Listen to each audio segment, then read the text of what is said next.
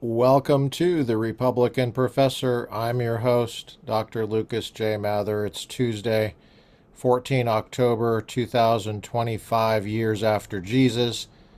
It's Charlie Kirk's birthday today, and I wanted to get into the backstory of TRP, back to high school for me.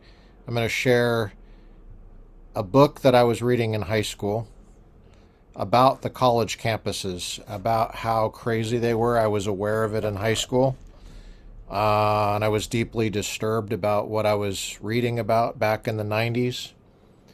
The book is by Dinesh D'Souza called Illiberal Education. And, fast forward, here we are, and higher education has become a Democrat indoctrination, grade inflation, plantation at taxpayer expense. As I said back in March of 2018, I said that, and I believed it a long time ago, even as Dinesh was relatively unknown at the time. Here's a picture of the book. This is not the copy that I had, but this is the printing of the book that I had.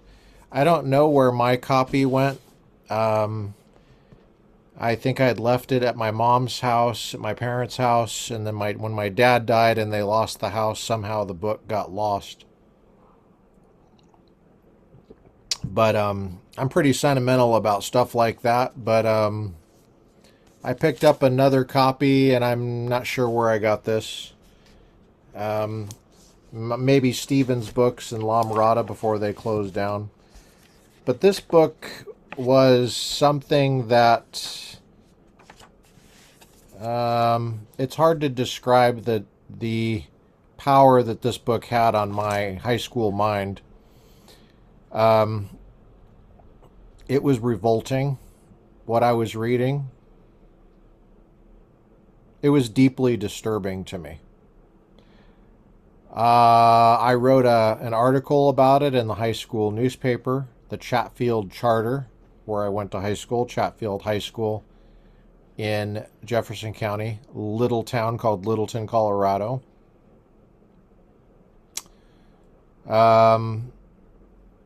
This is in 1991 that this was published. And you can see the trajectory of the problems from reading this book, which is why I'm bringing it up. Because the problems did not get solved. They got worse. They got a lot worse. And I went right into the fire. And I did the best I could. But the problems got a lot worse. A lot of the reason for the problems is that Republican parents send their kids to get their Democrat diplomas. And they're so proud of their kids getting those Democrat diplomas. And they fund the satanic madness when they don't have to. They fund it with tax money when they don't have to.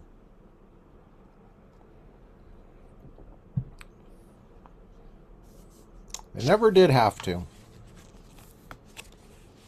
Now, are we going to do Psalms today and Streams and Desert? Yes. I have a feeling that people don't like it at the beginning, and people are so lazy that they don't realize they can fast forward, or maybe they just don't care. It's probably one or both. It's probably both. I have such a low view of human nature. It could be any number of things. I think we need to put our nose into this. That's me. I might be by myself. But we're going to do Streams in the Desert in the middle today. And I'm going to start in on this book. Dinesh published this 1991. Free Press. Division of Macmillan. It's in New York. It's for Laura Ingram. That's what it says. And its subtitle is The Politics of Race and Sex on Campus, Illiberal Education. You want to see a picture of Dinesh back then? Look at that young whippersnapper. I was reading this when I was 16, 17 years old, as soon as it came out. I got a copy at Summit Ministries in Manitou Springs. I'm almost certain that's where I got my copy. Probably in the summer of 1991 is my guess. Might have been summer 1992. Possible. No, it had to be 1991 because I wrote the article probably my junior year. I have a copy of the school newspaper. In the acknowledgments, Dinesh says, the information in this book was assembled from a wide array of first-hand sources. He had research assistants, numerous university officials, faculty, students, background information, press clippings, internal documents, interviews.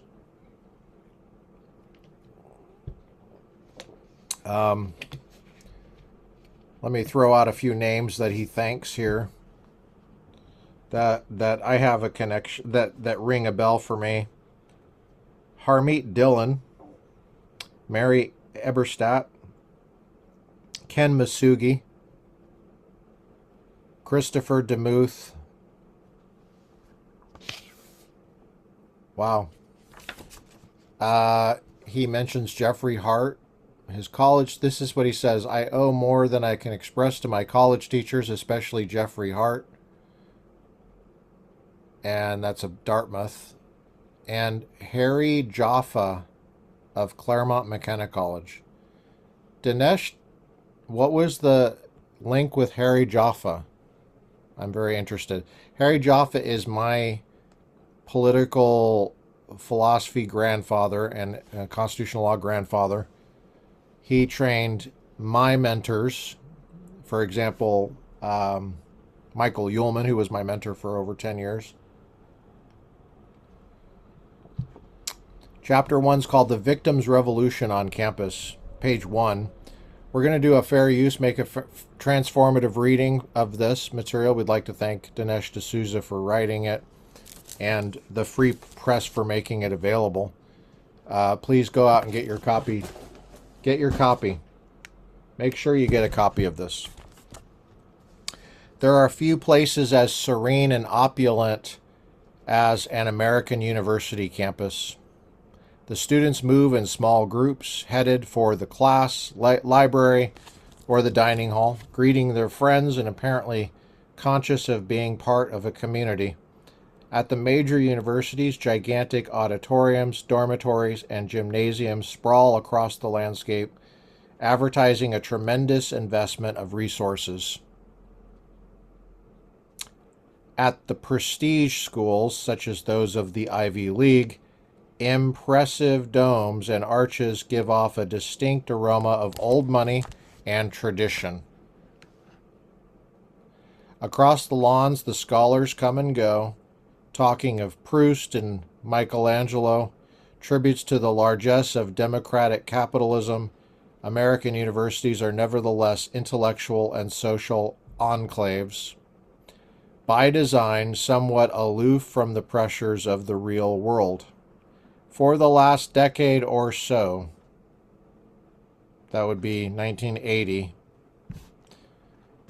on, the larger society has not heard much from the university. Certainly little of the truculence and disruption that seemed a campus staple in the late 60s and early 70s. Certainly little. The reason for the taciturn university atmosphere of the 80s, commentators generally agree, is that the current generation of young people lacks social consciousness. and cares mainly about careers and making money. Yet, in the past few years, the American campus appears to be stirring again. University outsiders have been shocked to hear of the proliferation of bigotry on campus. At the University of Michigan, for example, someone put up posters which said, "A mind is a terrible thing to waste, especially on a nigger."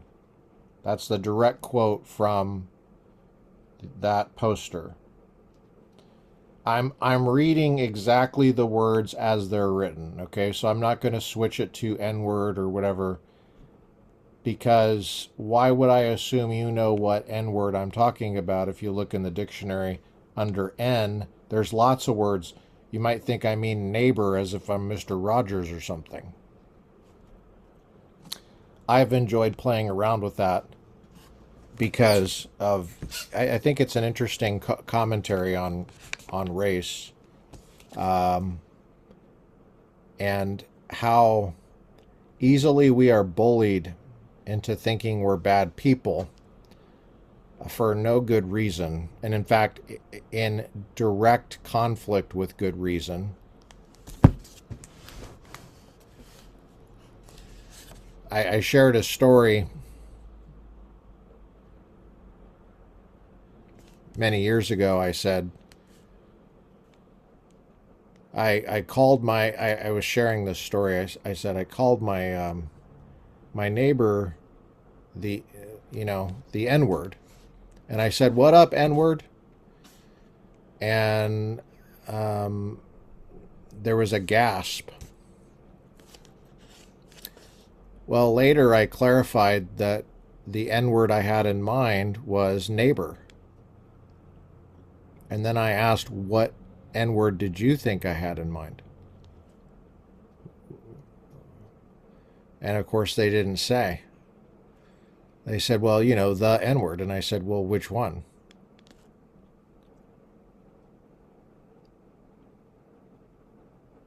Now, they had an N-word in their mind that came to their mind. I didn't put it in their mind. It came to their mind on their own. It was a very interesting exercise. Back to Dinesh D'Souza. Typically, these ugly incidents are accompanied by noisy protests and seizures of administration buildings by minority activists who denounce the university as institutionally racist. Remember, this is in 1991. He's writing it in 1990. It was published in 1991. Give you a sense of how long these problems have been festering and that they've gotten worse. When a problem gets worse, you want to study the problem and you want to get to it and face it directly. I studied this when I was in high school. I was reading this in high school. I wrote about it immediately. I was so disturbed about it. I was trying to get other people to be bothered by it too. Some success, but not as much as I'd hoped. It really focused the way I was looking at what I would do with my life to solve problems. Both bewildered and horrified, the university leadership adopts a series of measures to detoxify the atmosphere, ranging from pledges to reform the, quote, white male curriculum, unquote, to censorship of offensive speech. Both university insiders as well as informed off-campus observers, we're done with page 1, page 2 at the top, know that the recent incidents of bigotry have produced a good deal of excess on all sides. Responding to several cases of insensitivity, or flagrant bigotry at Michigan, student and faculty activists demanded that all black professors, and again, I don't use these terms, he's using the term, okay? I'm just reading it. I would say so-called black, be given immediate tenure, that admissions requirements such as standardized test scores be abolished. There's grade inflation right there. But these are Democrats. Dinesh is too nice. He's doing a wonderful job of the political phenomenology, but he doesn't say they're Democrats.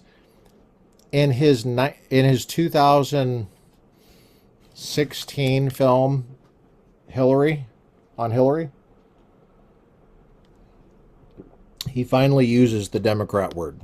Good job. You have to lay it out. Higher education had become a Democrat indoctrination, grade inflation plantation at taxpayer expense.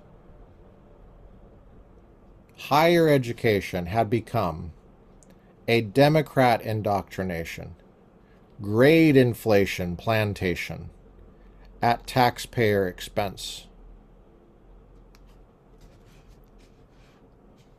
How many times do I have to say it?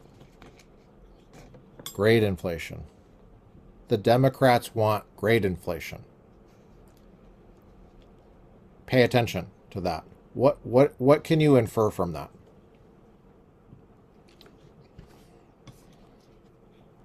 There's something about the spirit behind the Democratic Party that requires grade inflation.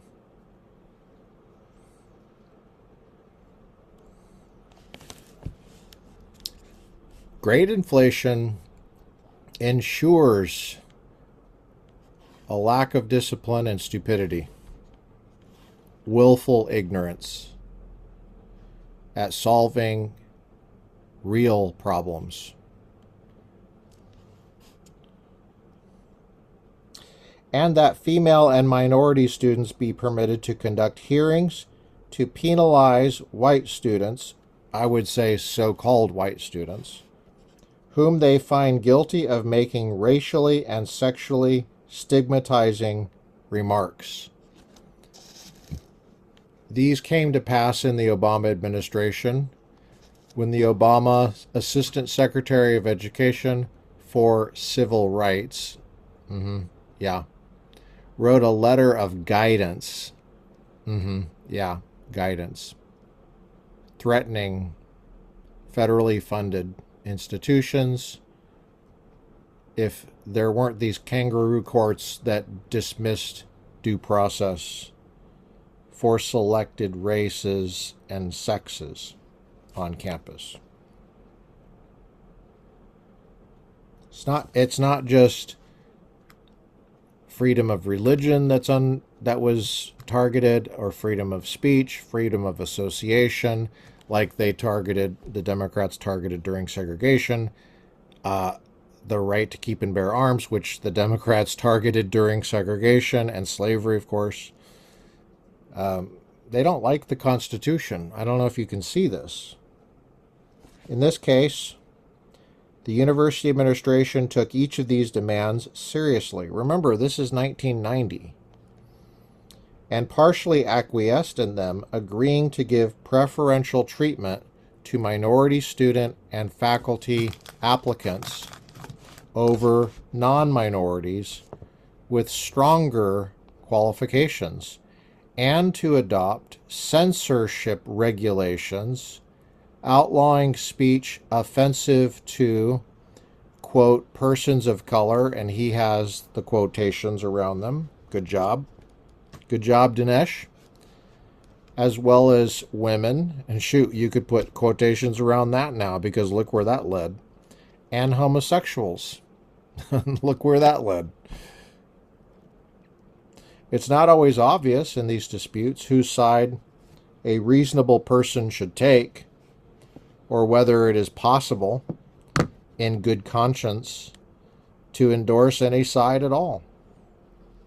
The middle ground seems to have disappeared as a consequence of ideological fracas and polarization.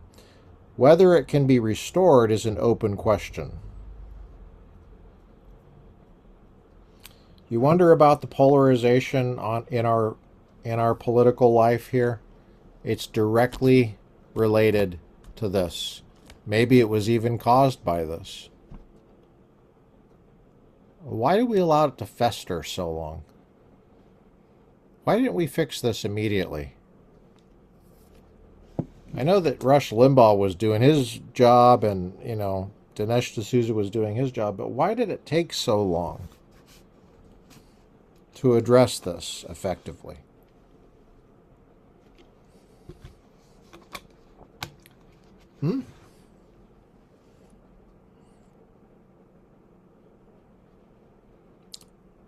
But for those who visit any American campus, D'Souza continues on page 2 in the middle, peruse the student newspaper. You better take your glycerin tablets first. Enter the student union and talk with some of the undergraduates, or examine, now they all have their faces in their phones, or examine the lectures and the workshops listed on the bulletin board. It is clear that the heavy publicized racial confrontations on campus are mere symptoms of much deeper changes that are rapidly underway with far-reaching consequences for American society. These are changes in the intellectual and moral infrastructure of the American university, not in its outer trappings. Within the tall gates and old buildings, a new worldview is consolidating itself. Remember, this is 1990. The transformation of American campuses is so sweeping that it is no exaggeration to call it an academic revolution. Should put the quotations around academic. You can call it that. The distinctive insignia of this revolution can be witnessed on any major campus in America today and in all major aspects of university life. Remember, this is 1990.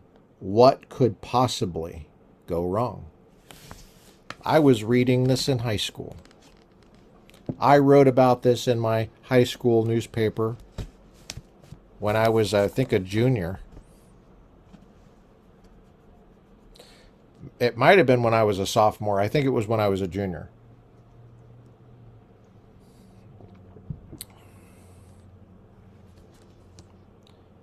We're going to get into some specific examples that D'Souza mentions, but let's get to our psalm.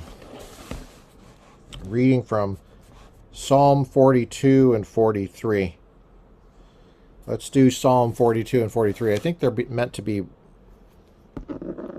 read together. This is the King James Version. As the hart panteth after the water brooks, so panteth my soul after thee, O God. My soul thirsteth for God, the living God. When shall I come and appear before God? My tears have been my meat day and night, while they continually say unto me, Where is thy God? When I remember these things, I pour out my soul in me, for I had gone with the multitude. I went with them to the house of God, with the voice of joy and praise, with a multitude that kept holy day. Why art thou cast down, O my soul? And why art thou disquieted in me? Hope thou in God, for I shall yet praise him for the help of his countenance. O my God, my soul is cast down within me. Therefore will I remember thee from the land of Jordan, and from the Hermonites, from the hill of Mizar. Deep calleth unto deep at the noise of thy waterspouts. All thy waves and thy billows are gone over me. Verse 8. Psalm 42. Yet the Lord will command his loving kindness in the daytime, and in the night his song shall be with me, and my prayer unto the God of my life. I will say unto God my rock, why hast thou forgotten me? Why go I mourning because of the oppression of the enemy? As with the sword in my bones, mine enemies reproach me, while they say daily unto me, where is thy God? Verse 11, Psalm 42. Why art thou cast down, O my soul, and why art thou disquieted within me? Hope thou in God, for I shall yet praise him, who is the health of my countenance and my God.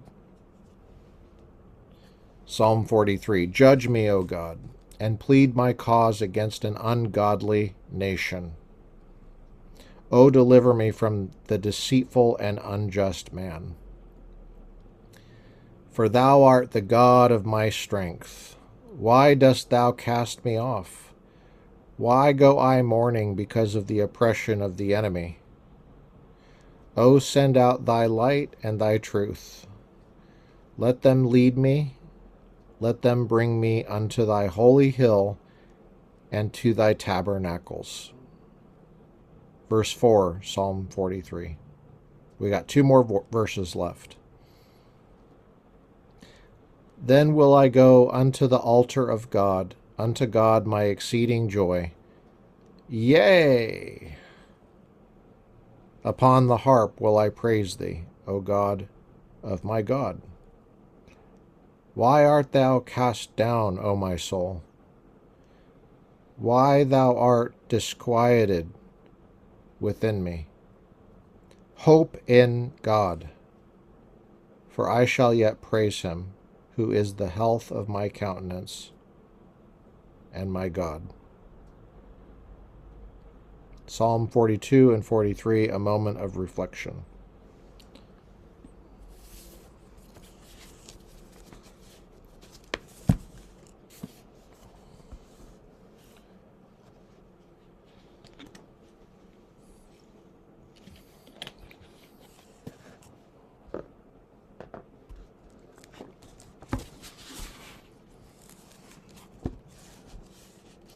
Streams in the Desert, January 12th, Cowman Publications, Los Feliz Station, Los Angeles, California, 1925, page 13. Reckon it nothing but joy whenever you find yourself hedged in by various trials. Be assured that the testing of your faith leads to power of endurance. That's James 1, verses 2 and 3. God hedges in his own that he may preserve them, but oftentimes they only see the wrong side of the hedge, and so misunderstand his dealings. It was so with Job. Job 3:23. But Satan knew the value of that hedge. See his testimony in chapter 1, verse 10. Through the leaves of every trial there are chinks of light to shine through. Thorns do not prick you unless you lean against them, and not one touches without his knowledge. The words that hurt you, the letter which gave you pain, the cruel wound of your dearest friend, shortness of money, are all known to him, who sympathizes as none else can and watches to see if, through all, you will dare trust him wholly. Wholly, W-H-O-L-L-Y. The hawthorn hedge that keeps us from intruding looks very fierce and bare, when stripped by winter, every branch protruding its thorns that would wound and tear. But springtime comes, and like the rod that budded, each twig breaks out in green, and cushions soft of tender leaves are studded where spines alone were seen. The sorrows that To us seem so perplexing, our mercies kindly sent, to guard our wayward souls from sadder vexing, and greater ills prevent. To save us from the pit, no screen of roses would serve for our defense. The hindrance that completely interposes stings back like thorny fence. Page 14 at the top. At first, when smarting from the shock, complaining of wounds that freely bleed, God's hedges of severity us paining may seem severe indeed. But afterwards God's blessed springtime cometh, and bitter murmurs cease. The sharp severity that pierced us bloometh, and yields the fruits of peace. Then let us sing our guarded way, thus wending life's hidden snares among, of mercy and of judgment sweetly blending, earth's sad but lovely song. January 12th, Streams in the Desert, a moment of reflection.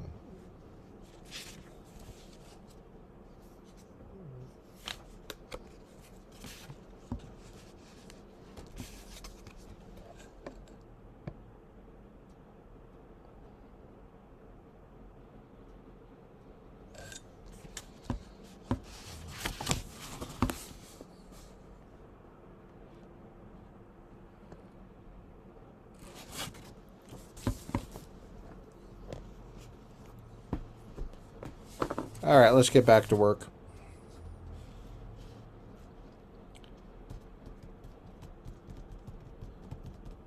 This is a thick book, and it's a little bit intimidating to think that I could do it justice with any kind of commentary or anything like that. But I'm just going to let D'Souza shine here.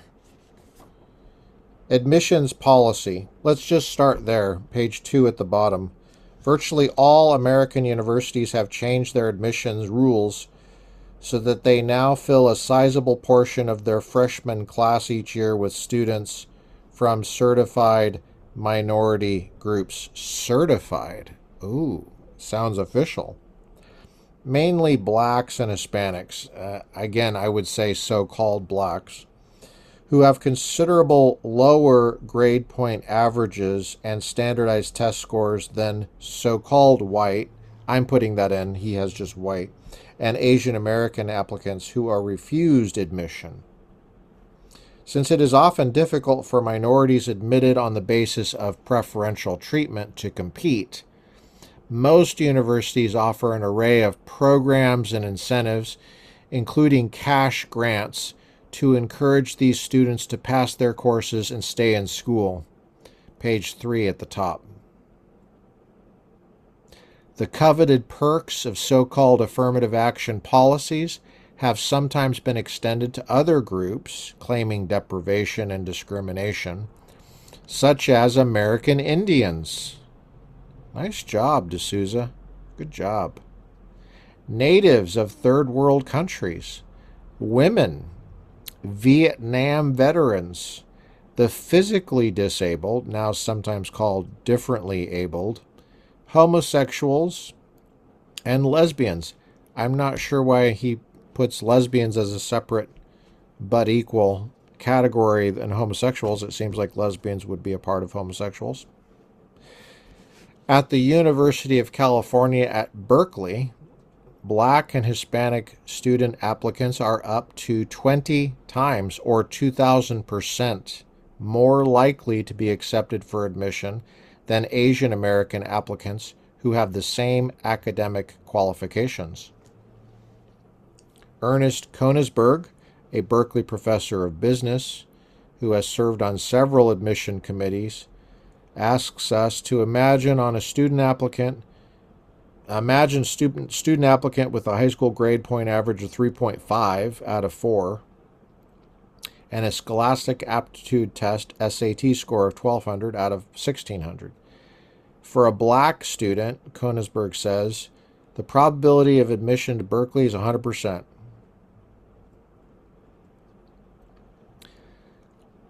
But if the same student is Asian American,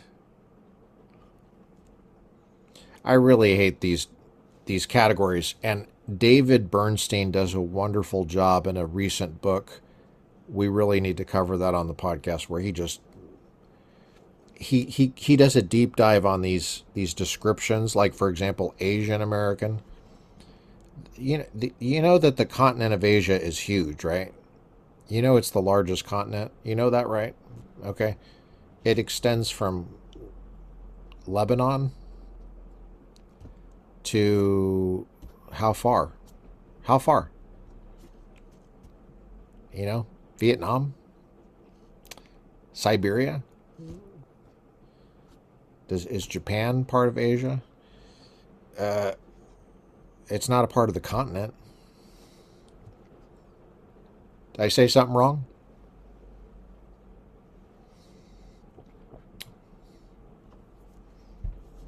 What's Asian mean?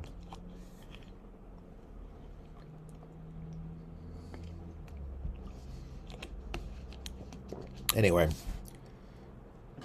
I'm I'm not. I want to be too clunky here, but I'm just putting that in there. If the same student is Asian American, he calculates, the probability of admission is less than 5%. Koenigsberg, one of the architects of the policy, is satisfied with this outcome. Quote, I suppose it's unjust in a way, but all rules are unjust, unquote. These are bullet points. He's got a series of bullet points, and the bullet points I'm just reading because they're just fantastic. At Ivy League colleges, which are among the most competitive in the nation, incoming freshmen have average grade scores close to 4.0 and average SATs of 1250 to 1300. According to admission officials, however, several of these schools admit Black, Hispanic, and American Indian students with grade averages as low as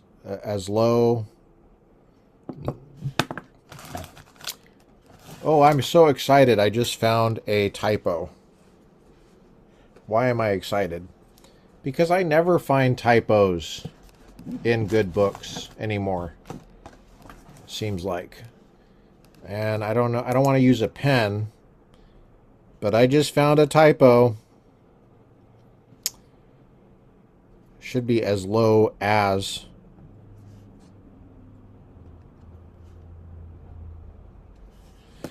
2.5 and SAT aggregates in the 7 to 800 range. Man, a similar pattern can be found at state schools. Over the past 5 years, the University of Virginia has virtually doubled its Black enrollment by accepting more than 50% of Blacks who apply and fewer than 25% of whites, even though white students generally have much better academic credentials. In 1988, for example, the average white freshman at the university scored 240 points higher on the SAT than the average Black freshman.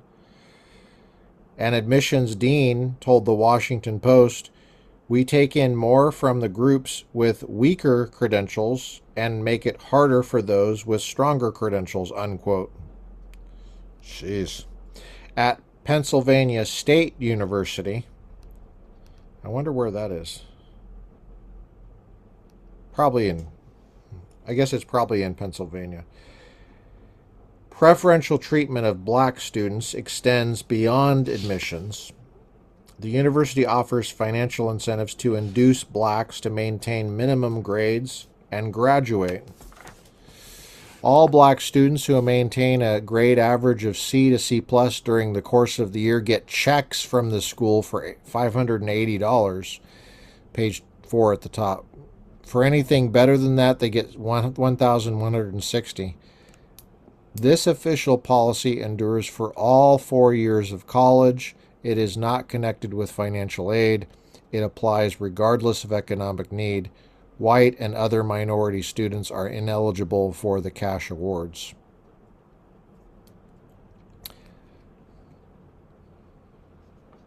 Financial subsidies are also offered elsewhere.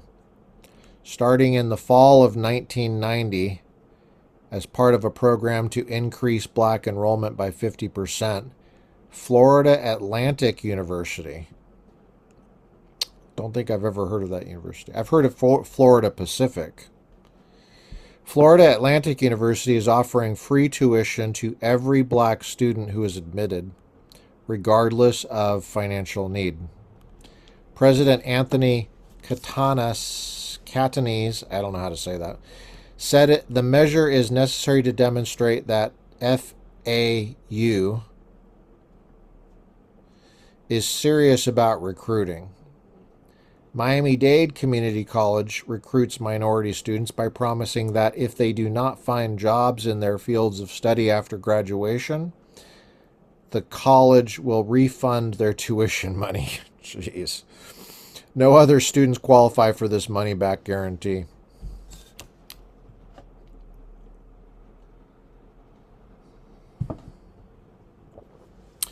Earlham College in Indiana has a standing offer restricted to black, Hispanic, and American Indian residents of the state.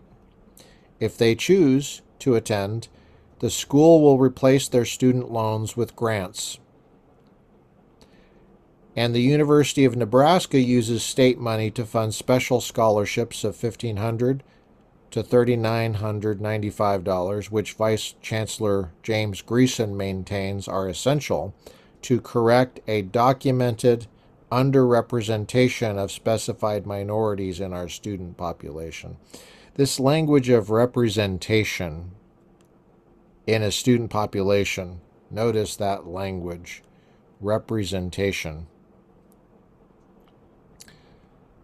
Since when is a student representing anybody but his or herself?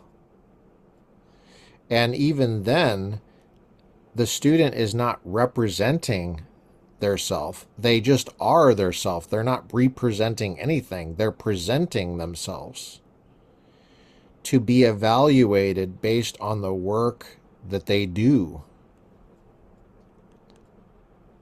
Hello? Hello? Anybody there? What is this representation crap? It's not Congress. You're just a student. See, these things that get said, they just get flippantly said, and you don't critically evaluate what is going on there. Think. Sometimes university leaders offer justifications for these preferences. Erdman Palmore, a Duke University professor who serves as a chairman of the Committee on Black Faculty, maintains that financial inducements are essential for minority students and faculty whose social contributions have been historically undervalued. That's another one of these phrases, historically undervalued. Historically, how far back do you want to go? Historically, these colleges didn't even exist.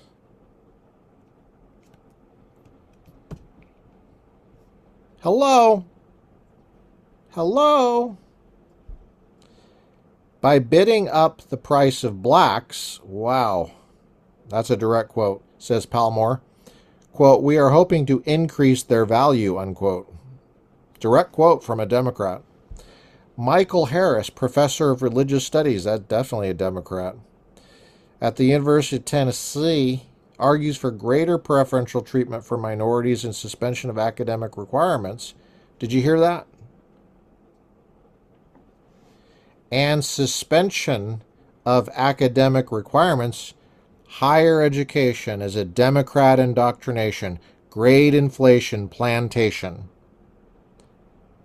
Talking about bidding up the price of blacks, suspending academic requirements. This is the language of slavery. This is the language of grade inflation. It's a plantation. Higher education is a Democrat indoctrination, grade inflation, plantation at taxpayer expense. This is 1990.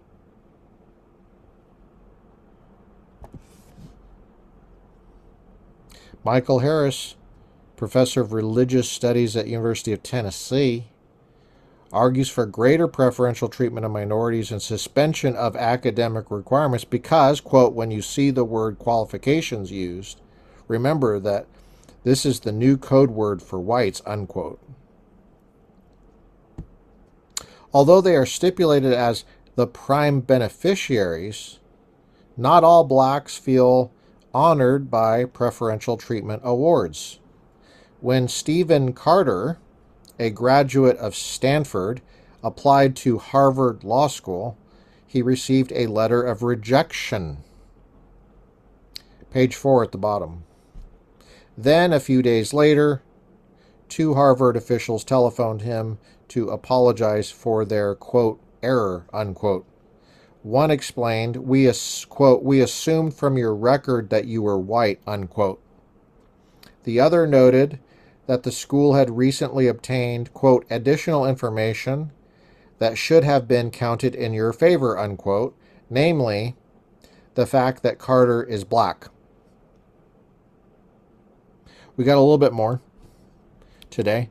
Page 5 at the top. Carter recalled, and this is a black quote, and by the way, I read Carter's book, one of Carter's books when I was deployed in the Navy. I deployed 7 times. I had a very high op tempo. I'd bring books for downtime. Sometimes we had a lot of hurry up and wait downtime. Naturally, says Carter, I was insulted by this. Stephen Carter, the white male, was not good enough for Harvard Law School. Stephen Carter, the black male, not only was good enough, but rated agonized telephone calls urging him to attend. And Stephen Carter, color unknown, must have been white. How else would he have achieved what he did in college? In other words, my academic record sounded too good for a black Stanford undergraduate, but not good enough for a white Harvard law student. Because I was black, however, Harvard was quite happy to scrape me from what it apparently considered the bottom of the barrel, unquote. What's that quote from? I'm going to look it up. I don't like endnotes. Guys, don't tolerate endnotes. Use footnotes. Footnote 11. Racial preferences, so what? Wall Street Journal, September 13th, 1989. Carter did attend Harvard and is now a professor at Yale Law School. Yeah, I read his book. I don't think it had been published yet. These are pretty good notes. The problem is they're endnotes. I don't like that. I want footnotes. I want to be able to look at what the note says right away. I don't want to have to go back. Maybe I'm just complaining. Got a little bit more. Favorable recruitment and hiring policies are not limited to racial minorities at Columbia University. In 1989, and that's AD, it's not BC, just to clarify, the Columbia Law Review announced a recruitment program offering preferential treatment for homosexuals and lesbians. The journal added 5 extra seats to its editorial board to promote, quote, diversity, unquote, including special consideration for, quote, sexual orientation, unquote. I don't think they had anything for Republicans. They're all Democrats. So you see the link between grade inflation and Democrat indoctrination and these code words like representation, diversity, and so on and so forth that are replacing the purpose of college, which is to learn you out of your ignorance and bad habits. Instead, they're doubling down on bad habits and creating new bad habits and wasting tax money.